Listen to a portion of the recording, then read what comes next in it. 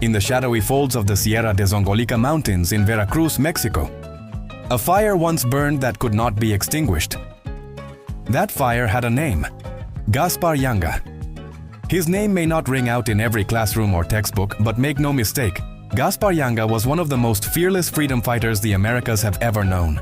Before Haiti's revolution, before the American colonies declared independence, before liberation swept across Latin America, there was Yanga, an African prince turned rebel leader, a man who defied the Spanish Empire, not for days, not for years, but for decades. And he didn't just resist, he won. He forced Spain to acknowledge a free black territory on its soil, centuries before emancipation was even a whisper. His story has been buried under layers of silence, but it demands to be unearthed. Because in a world built on chains, Gaspar Yanga envisioned something radical: freedom by any means. Yanga is believed to have been born sometime in the early to mid-1500s, likely in Central West Africa. Oral tradition and scattered historical records suggest he came from royal blood, possibly among the Bran or Yangbara peoples. His name, Yanga or Nyanga, translates to something like prince or noble, but no title could protect him from the violent claws of the transatlantic slave trade. He was captured, stolen from his homeland, and packed aboard a slave ship bound for New Spain, the territory we now know as Mexico. What awaited him there was brutal: endless fields of sugarcane, overseers with whips, and a daily fight for survival. He was put to work on a plantation near Veracruz, one of the largest slave ports in the Americas. But unlike most, Yanga didn't just dream of freedom, he plotted for it. Sometime around 1570, he made his move. He escaped into the mountains. But he didn't just run, he recruited. He gathered other escaped enslaved Africans, forming a maroon colony in the thick jungle terrain of the Sierra de Zongolica. Over the next several decades, Yanga's settlement grew, both in numbers and in purpose. This wasn't just a hiding place, it was a fortress, a community, a declaration of sovereignty. They farmed, they defended themselves, they held council, and they refused to go back.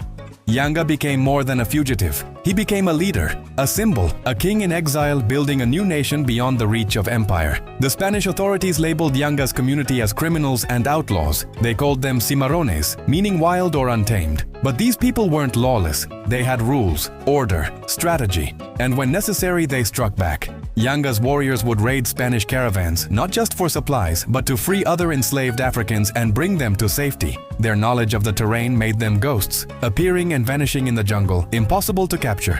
For over 30 years the Spanish attempted to wipe them out, and for over 30 years they failed. Finally, in 1609, colonial authorities escalated the fight. They launched a full military campaign to destroy Yanga's settlement once and for all. They assembled a force of over 500 Spanish soldiers and indigenous auxiliaries and marched into the mountains. Yanga's community, by comparison, had fewer than 100 men with firearms. The rest fought with spears, machetes, and bows. But what they lacked in weapons, they made up for in tactics. They used the terrain, they staged ambushes, they moved silently through forests and ravines, and they held their ground. The conflict dragged on for days, even weeks. Neither side gained a decisive advantage. The Spanish were shocked. These weren't untrained fugitives, they were skilled fighters with a cause. Eventually, both sides grew weary. And Yanga made a bold move. He offered terms. A truce. He was willing to stop the raids, he said, if the Spanish recognized his people's right to live free and govern themselves. The colonial officials balked, but the more they fought, the more they realized they could not win without staggering losses. Yanga was not just resisting, he was negotiating from strength.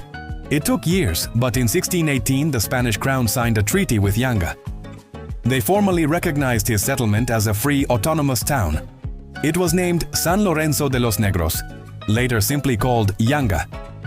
It became the first legally recognized free black community in the Western Hemisphere. This was no myth. It was written into Spanish law.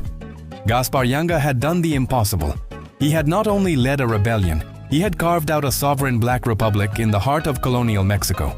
And he had forced the empire to put it in writing. What's even more astonishing is that this happened nearly 2 centuries before the Haitian Revolution, before Toussaint Louverture, before Simón Bolívar, before the American Declaration of Independence. Yanga had already built a model of freedom. And he did it not with titles, not with diplomacy alone, but with machetes, blood, and unshakable resolve. His legacy lived on in the town of Yanga, which still exists today in the Mexican state of Veracruz. In 1932, the town was officially renamed in his honor. Every August, the community holds festivals and parades celebrating Yanga's courage and defiance. Statues were erected, streets renamed. Slowly, his story returned to the surface. But for centuries, it had been buried, reduced to a footnote in colonial records. Why? Because his victory was dangerous. Because it showed that slavery wasn't inevitable, that empire wasn't invincible, that freedom could be seized and defended. Yanga's impact goes beyond one town. He inspired generations of Afro-Mexican resistance. He helped shape the consciousness of a people who, even today, are still fighting for recognition. Afro-Mexicans remain one of the most marginalized communities in Mexico, often erased from national narratives, but Yanga is their foundation, their evidence, their rallying cry. His story is now taught in schools, celebrated in culture, and invoked in movements demanding justice and visibility. Even beyond Mexico, his name is rising.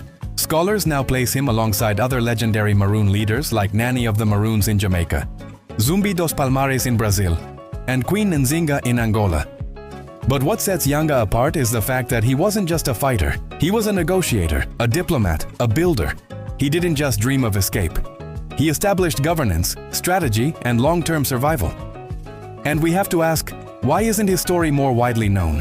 Why are there countless Hollywood movies about Spartacus, William Wallace, or even fictional rebels, but not a single major film about Yanga? Why do most people know the name of the conquistadors, but not the man who beat them?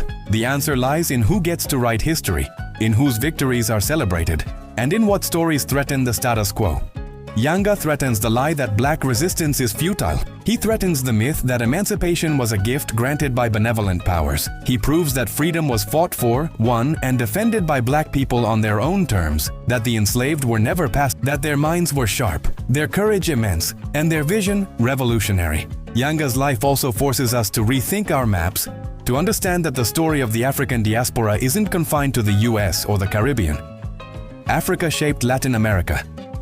Enslaved Africans were brought not just to plantations in the American South, but to mines, farms, and cities across Mexico, Peru, Colombia, and beyond. And wherever they were taken, they fought back. They escaped. They organized. They survived. Yanga stands as proof. There's another lesson here too, about time.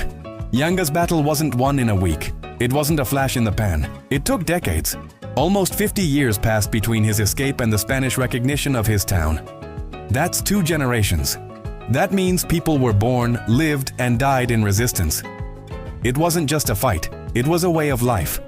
And that endurance, that refusal to give in, is perhaps the greatest triumph of all. Yanga also reminds us of the power of leadership rooted in purpose. He didn't lead for glory. He didn't seek power for its own sake. He led because he had no other choice. Because the system he escaped from offered no future. He understood that freedom wasn't just survival. It was about dignity, self-determination, and a place to call home. Today, as movements for black liberation rise across the globe, Yanga's legacy feels more urgent than ever. His name belongs in classrooms, in books, in murals, in conversations. He isn't just a historical figure. He's a blueprint, a warning to tyrants, a signal to the oppressed, that even in the darkest corners of empire, light can break through. That even in chains, some people carry the memory of freedom in their blood. So remember his name, Gaspar Yanga, not a slave, not a fugitive, but a founder, a strategist, a king. The man who defied an empire and built a nation out of fugitives and fire.